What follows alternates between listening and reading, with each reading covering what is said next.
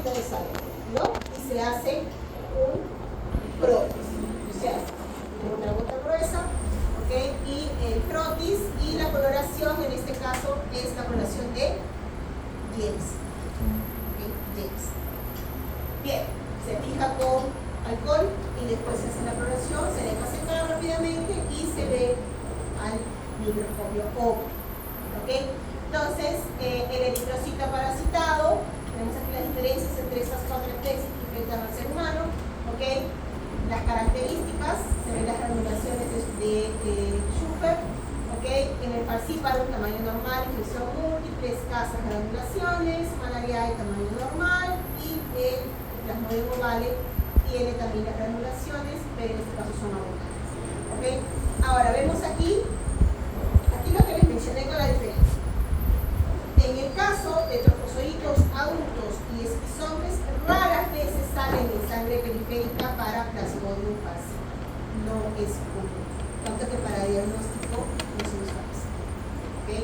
Pero las otras formas sí. Entonces, si encuentran una muestra de sangre, ¿no?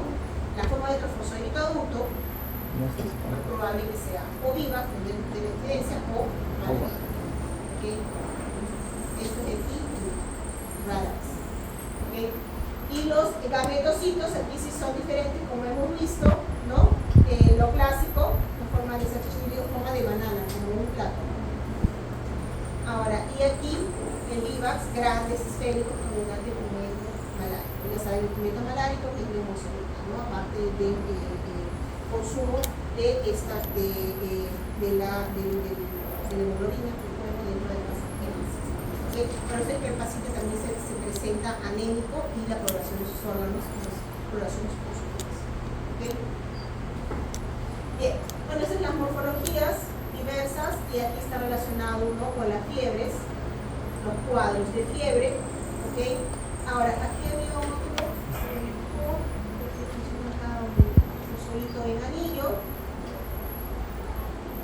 Es muy raro cuando uno se ve las láminas, que en laboratorio probablemente ustedes vean un día de repente van a ver frío. ¿Ok? En laboratorio van a ver frío. ¿Ya vieron un plasmodium? No. No. Ah, mañana van a ver. Un día van a ver de repente. Esto de aquí es bien clásico, se ve bien bonito, bien claro, ¿no? Brilla, el contraste.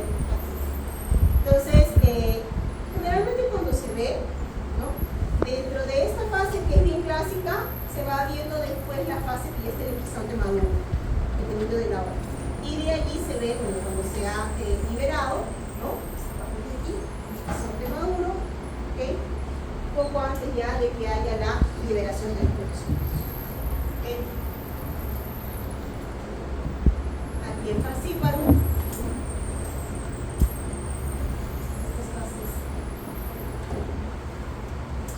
Trofozoitos más desarrollados en los capilares de los órganos, por eso es que en sangre periférica no se ve.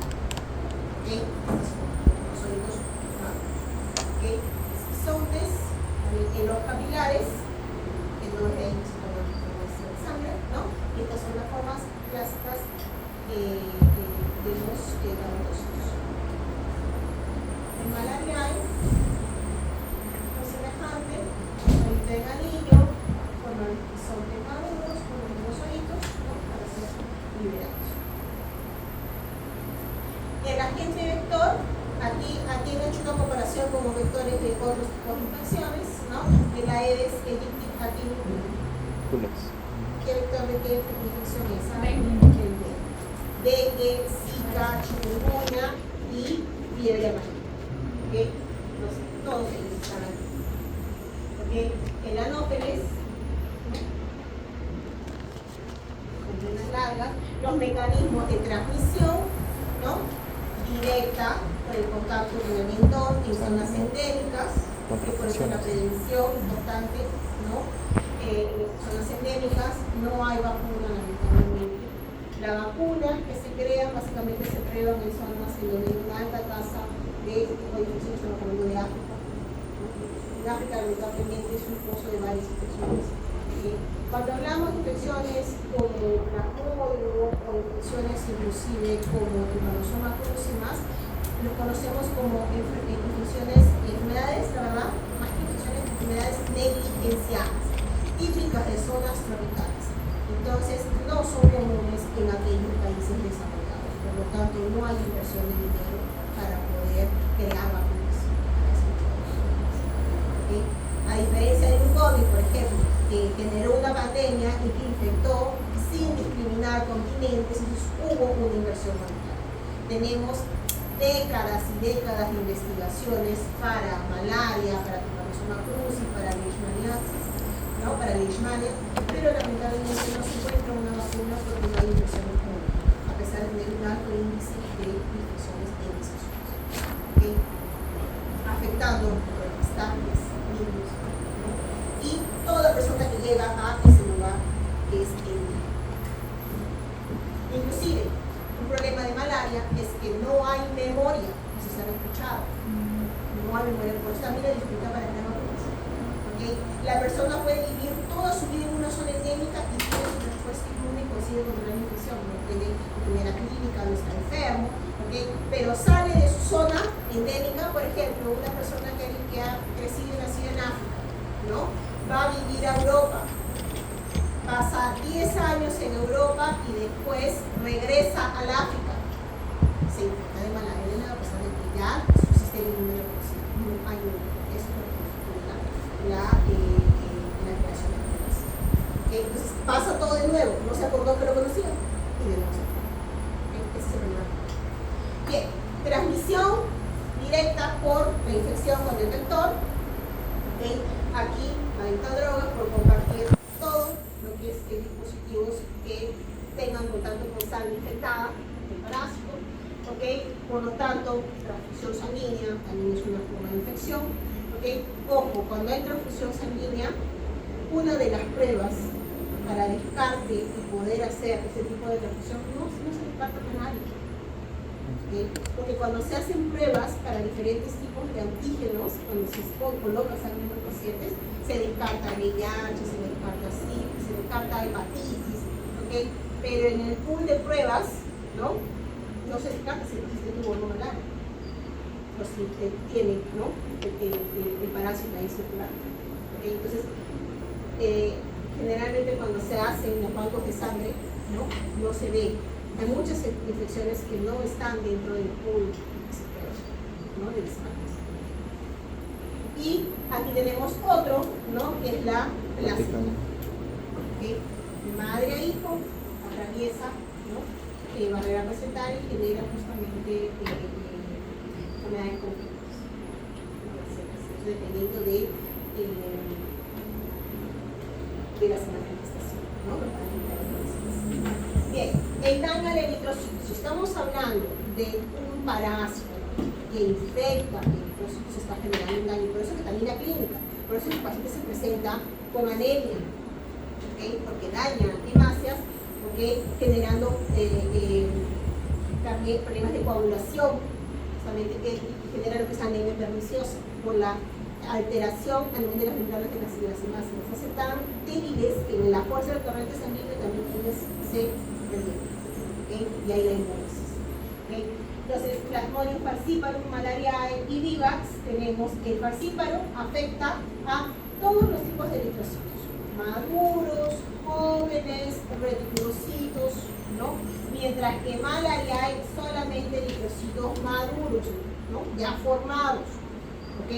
Mientras que vivax tenemos a reticulocitos, que son los eritrocitos que están, las formas jóvenes, ¿no? Que son producidas por la médula ósea y que entran al torrente sanguíneo para madurar, reticulocitos y los eritrocitos jóvenes, ¿ok? Participan todos, no hay discriminación en los eritrocitos, ¿ok? Entonces, si hablamos de este daño, ¿no? ¿Por qué se da? Y aquí, porque obviamente, si daña una hemácia es porque tiene un factor que permite esa infección, ¿no? Entonces, tenemos el caso del Plasmodium falciparum, ¿no?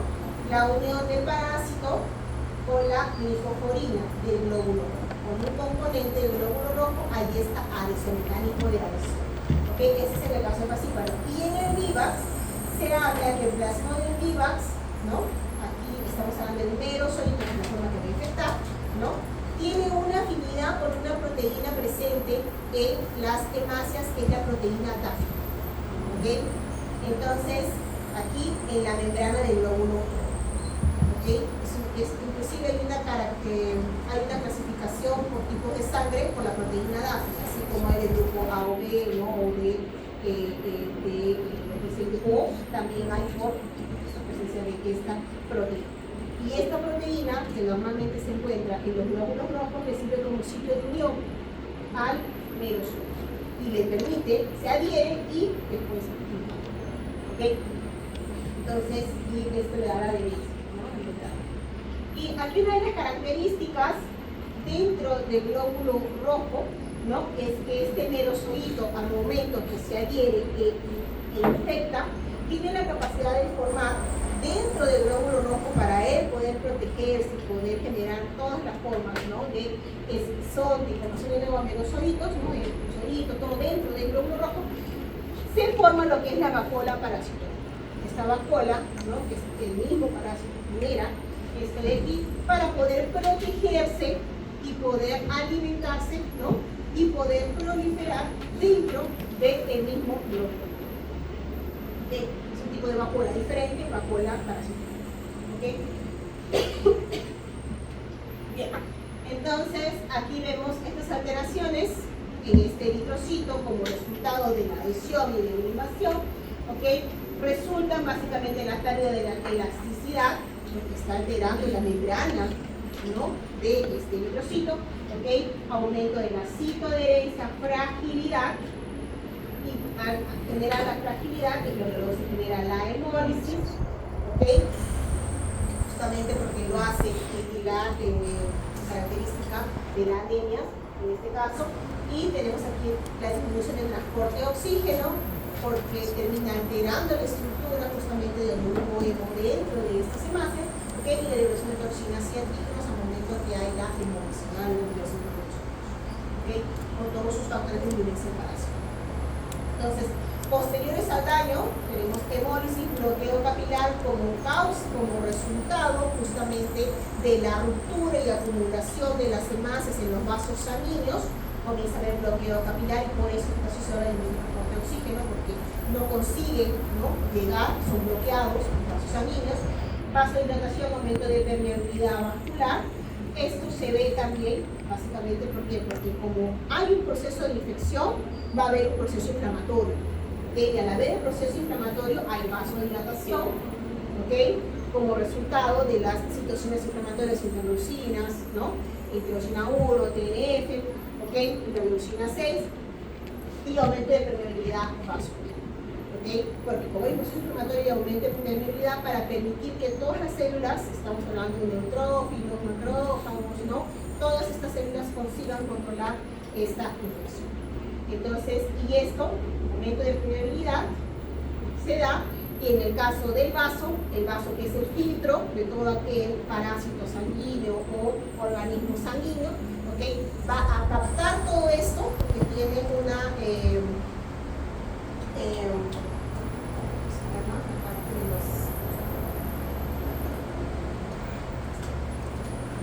tiene una circulación, inicialmente el vaso la tiene abierta, entonces entra todo, ¿no? Lo que viene a partir de los vasos sanguíneos. ¿Ah? Exacto, ¿okay? Pero cuando hay un proceso infeccioso, ¿qué es lo que va a hacer el vaso? La cierra, porque tiene que controlar lo que tiene. Entonces, primero está todo entrando. En el momento que tiene el máximo de control, cierra todo para intentar controlar y recluta, que se genera todo el proceso de reconocimiento, presentación y tentativa de eliminación del parásito. ¿Okay? Entonces, cierra todo, la circulación. ¿Okay? Sí, porque comienza a proliferar y por eso es que tenemos el aumento del órgano. ¿Okay? Porque las células comienzan a proliferar células B, células T, ¿okay? Los clones intentan controlar la variabilidad, ¿no? De este parásito. Lo consiguen, lamentablemente, no en una fase aguda porque tenemos la activación también. ¿Okay? Entonces, defectos de coagulación, alteraciones en órganos y sistemas. ¿Okay? Normalmente un órgano, cuando no está infectado, tiene regiones bien delimitadas. Hablando, por ejemplo, de regiones de células B, células T, pero cuando hay un proceso infeccioso, esto se vuelve un caos. todos pulsan hay unos cortes bien bonitos histológicos cuando se ven los órganos infectados, a diferencia de un órgano no infectado. Se ve la vascularidad y la interacción de las células, la ¿okay? Bien, entonces, en la longitud esquizofrenia ectosífica o periodo esquizofónico, ¿okay? Aquí tenemos, explica la periodicidad, ¿no?, de los síntomas febriles, en este caso cada 3 días, ¿no? La fiebre terciana, 48 horas, el tercer día fiebre, ¿no?